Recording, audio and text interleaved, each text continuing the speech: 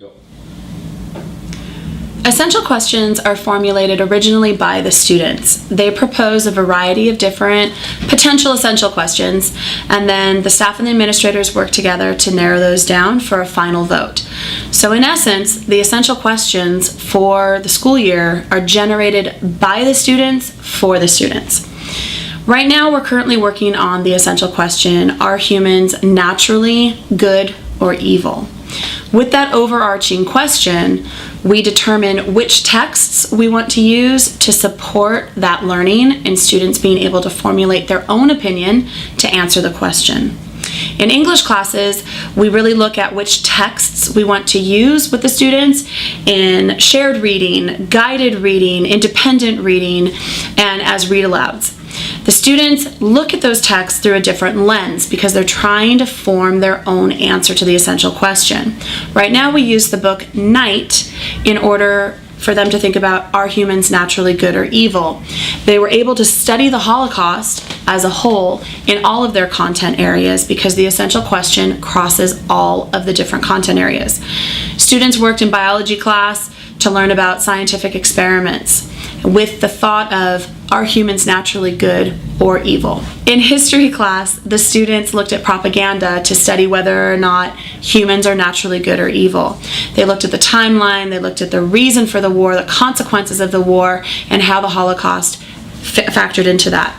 In math class, they analyzed data, and looking at that data of survivors versus victims, that helped them in formulating a response to the essential question. The students are producing a final project, which is a compilation of all the different content areas, along with writing an essay response addressing the essential question. Students will be asked to cite evidence to support their opinions using a variety of different texts that they've read in class. Essential questions help teachers overall really choose the materials we want to use with the students. Of course, we're addressing Common Core standards along the way, but there's a different purpose for addressing the Common Core standards. There's a different purpose for reading the texts, and it really is open-ended for students. It's a big question. Are humans naturally good or evil? And that's just one example that the students generated. It helps them think about their learning in a different way.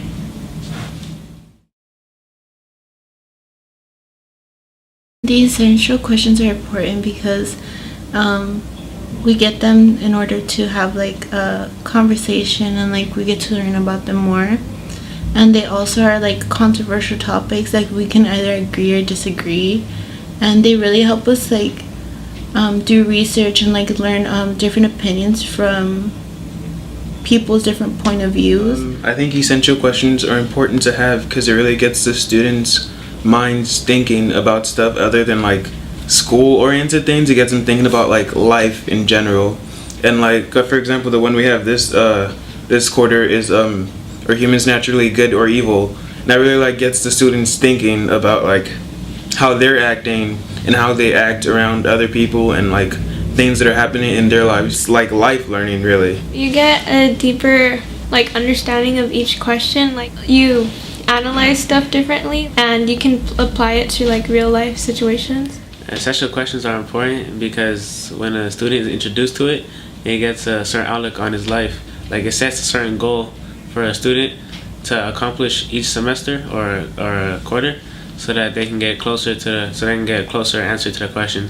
I think it's important to ask this question because when you ask this question, it makes you think. It makes you like think to yourself like, do I want to be interpreted as a good or evil person? Do I want people to see me evil or see me good?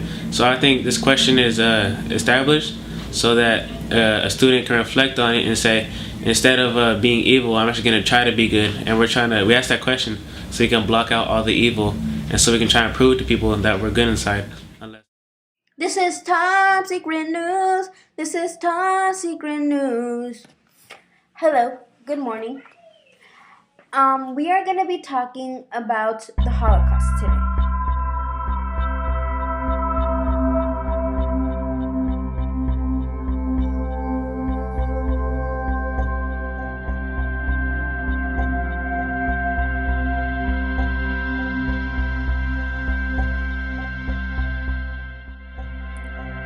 In biology, students had two main assignments. The first was a Craigslist ad where they researched a Nazi scientist and then wrote an ad recruiting participants for a Nazi experiment. And then secondly, to write a reflection coming from the perspective of a person who had actually experienced the Holocaust. And so they were writing a response to that Craigslist ad as their person. ¿Quién es tu científico? Is that Joseph? My name.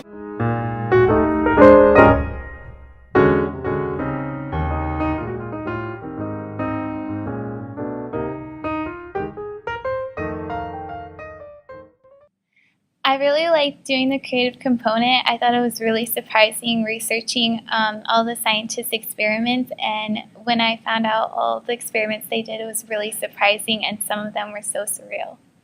We are analyzing the Holocaust data through a kind of a mathematical lens, and so the students are going to find the mean, median, and mode of that data set. After that, they're going to find the percents, fractions, and decimals of the number of survivors versus the number of deceased.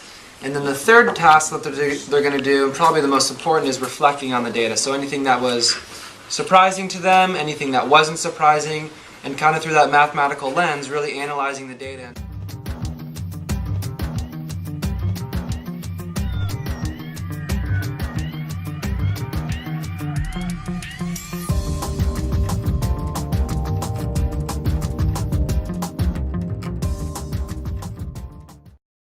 For the social studies component of the Holocaust project, the students created a timeline that showed all the different events that also happened during the Holocaust. They looked at why Germany was invading different countries and what America did and when they got involved. In addition, the students also analyzed propaganda that came out from that time and the anti-Semitic pictures that were there, or glorifying war, or also how civilians should act during war. Students enjoyed looking at all the pictures and analyzing what they saw.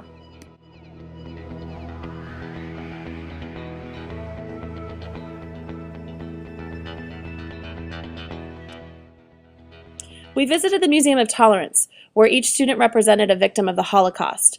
For the English component, students took on the point of view of the victim that they had represented while visiting the museum. They wrote journal entries that explained the lives of their victims. This involved students writing historical fiction, which at times was challenging. It was fascinating to watch students share their ideas in writing with one another. We had Miss Allen come in and discuss her experiences while she visited a concentration camp in Germany over the summer. This also heightened student engagement.